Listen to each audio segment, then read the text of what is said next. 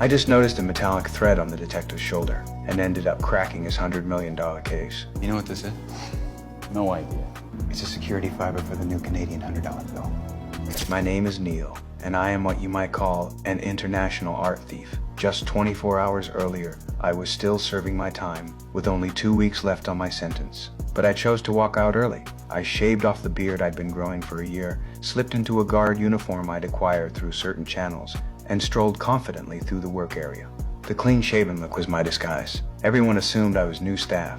I moved through the crowd, lifted a guard's access card with practiced ease, wiped it at the door, and swaggered out of the prison. The reason I took such a big risk was simply to save my relationship with my girlfriend. 2 weeks prior, my girlfriend had visited me with those dreaded words every prisoner fears hearing, and I hadn't seen her since. This made me deeply sad, and determined to escape to find her and get some answers. But when I rushed to her place, I found nothing but empty rooms and a wine bottle she'd left behind. Just as my world was crashing down, FBI agent Peter Burke tracked me down. We were old acquaintances. He was the one who'd caught me the first time around. He thought I was being incredibly foolish, since this escape would tack another 4 years onto my sentence. But at that time, I honestly couldn't bring myself to care. Without Kate, life had lost its color entirely.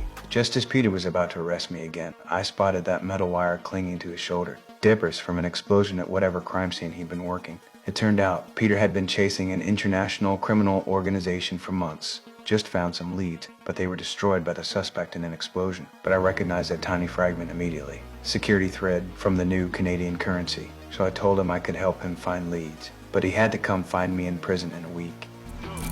1 week. My identification was quickly verified by his team. Peter returned to the prison, curiosity eating at him, hoping I could provide more intelligence about his suspect. That's when I laid out my terms. I wanted an FBI special consultant badge and immediate release from that concrete box. Peter agreed faster than I'd expected.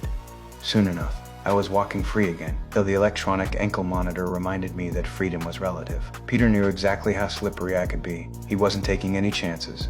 Moreover, to officially become a consultant, I still had to help him catch that suspect first. The next day, we found ourselves at airport customs, examining a shipment of children's fairy tales the suspect had smuggled into the country. Peter was baffled. Why go to such elaborate lengths for storybooks? But I've always had an eye for details that others miss, and this was no exception.